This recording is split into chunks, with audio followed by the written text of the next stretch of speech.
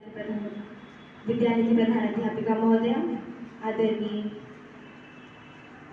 आदरणीय सभी शिक्षकवृंद, आदरणीय हमारे वार्डन सर, आदरणीय हमारे सभी सीनियर्स एवं मेरे प्रिय सहपाठियों, मैं नूर आयशा तबस्सुम आज के दिन में जो ख्यालात, जो भी बातें हम सबों के मन में चल रही हैं, मैं कोशिश करूँगी कि अपने अल्फाज के धागे में पिरोकर आप सभी के सामने प्रस्तुत कर सकूँ। हमारी ज़िंदगी में ये दो मुश्किल लम्हे तो ज़रूर आते हैं। पहला, किसी से मिलते वक्त से हाय कहना, और दूसरा, किसी से बिछड़ते वक्त से बाय कहना। ये दोनों ही लम्हे एक सुनहरे याद की तरह हमारी ज़िंदगी की दास्तान का एक हिस्सा बन जाते हैं, वो हिस्सा जिसे शायद हम कभी भूल नहीं सकते। ये तो हम सभी जानते हैं कि मिलना और बिछड़ना इस संसार का सबसे पुराना और वास्तविक रीत है। जब मिलन की घड़ी होती है तो होठों पर मुस्कुराहट अपने आप आ जाती है, और जब विदाई की घड़ी होती है तो ये नेत्र सजल हो जाते हैं और ये दिल भी गमों में डूब जाता है। बिछड़ने के समय जो दुख हमें होता है उसे कम करने के लिए कई महान बुद्धिजीवियों ने अपने अपने अंदाज में न जाने कितने ही तर्क हमारे बीच प्रस्तुत किए हैं, जिसका उपयोग हम दूसरों को सांत्वना देने में करते हैं। लेकिन जब आज हमारे पास यह घड़ी है, जब आज हमारे सीनियर्स हमसे विदा हो रहे हैं, तो हमारे भी नेत्र सजल हैं।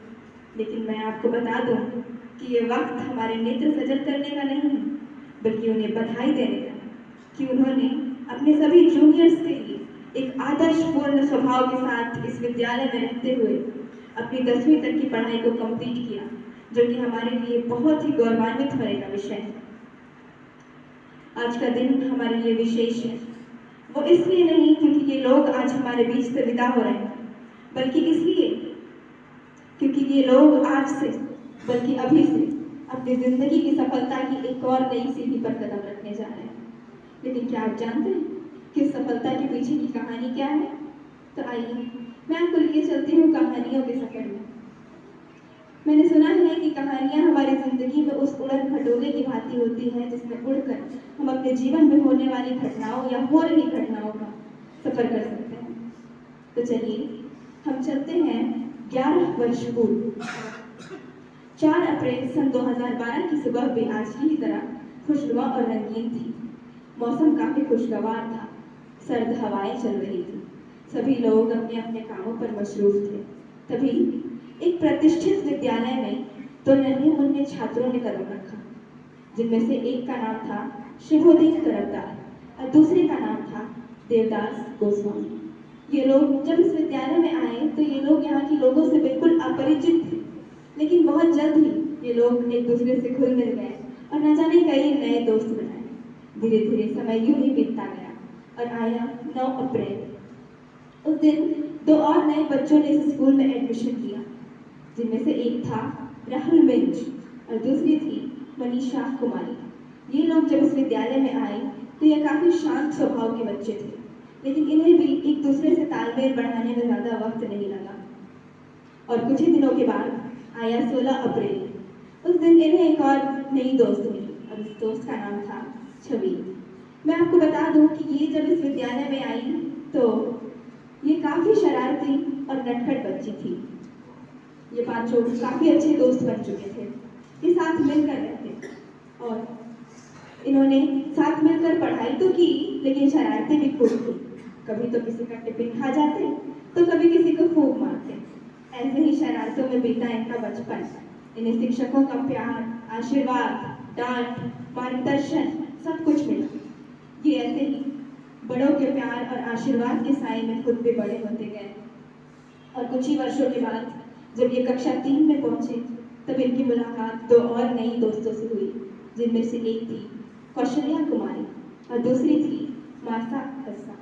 ये लोग अपने ब्रेन की बेसिक नॉलेज को कंप्लीट करने के बाद इनसे मिली थी, लेकिन इन दोनों के क्लास में आने के बाद भी इनकी दोस्ती में कोई दरार नहीं आया। इन्होंने इन लोगों को भी अपने साथ शामिल कर लिया। और उसी के ठीक 1 वर्ष बाद जब ये लोग कक्षा 4 में पहुंचे तो इनकी मुलाकात एक और सदस्य से हुई, जिसका नाम था एनी मेरी कोरो। इन्होंने भी इनकी तरफ अपनी दोस्ती का हाथ बढ़ाया और इन्होंने उन्हें भी अपना भरपूर प्यार दिया। ये लोग अपनी जिंदगी में एक ऐसे जुनून के रहे थे कि दुनिया की कोई भी ताकत इन्हें आगे बढ़ने से और अपनी मंजिल को प्राप्त करने से नहीं रोक सकती थी। यूं ही चलते हुए जब वे कक्षा 5 में पहुंचे तब एक और शख्स से जिनकी मुलाकात हुई और उसका नाम था नितेश कुमार। और मैं आपको बता देना चाहूँगी कि ये जब इस विद्यालय में आए तो इनके चेहरे से मासूमियत साफ झलकती थी। ये काफ़ी शांत स्वभाव के शांत व्यक्ति थे, लेकिन इन लोगों से मिलने के बाद ये भी इनकी तरह शरारती हो गया। हम ऐसा कह सकते हैं कि इनकी ज़िंदगी एक ट्रेन की तरह हो गई थी। कभी कोई इन्हें छोड़कर चला जाता तो कभी कोई इनकी ज़िंदगी में आ जाता, लेकिन कोई भी इन्हें आगे बढ़ने से नहीं रोक सका। धीरे धीरे समय बीतता गया और कुछ ही वर्षों के बाद ये लोग कक्षा 9 में पहुंचे। 9वीं कक्षा, 9 लोग, कितनी अजीब बात है ना। लेकिन मैंने कहा ना कि इनकी ज़िंदगी एक ट्रेन की तरह थी। उसी दौरान इनकी मुलाकात एक और यात्री से हुई।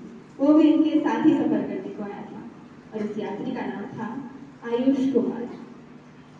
इसे भी एक दूसरे के साथ घुलने मिलने में ज़्यादा वक्त नहीं लगा। ये लोग वक्त के साथ साथ बड़े होने लगे, लेकिन इनकी शरारतों में, इनकी बदमाशियों में ज़रा भी कमी नहीं आई। और कुछ ही महीनों बाद ये लोग पहुंचे कक्षा 10 में। 10वीं कक्षा, 10 लोग। धीरे धीरे समय बीतता गया और ये लोग अपने स्कूल लाइफ के आखिरी पड़ाव में पहुंचने लगे। अब वक्त आ रहा था कि जब इन्हें सबसे दूर अपनी अपनी मंजिल की ओर जाना था। और आज वह दिन आ भी गया जब ये लोग हम सबसे दूर हमें छोड़कर जा रहे हैं। ठीक उसी तरह जैसे एक परिंदा बदलते हुए मौसम के साथ अपना ठिकाना बदल लेता है, बस इतनी सी थी ये कहानी।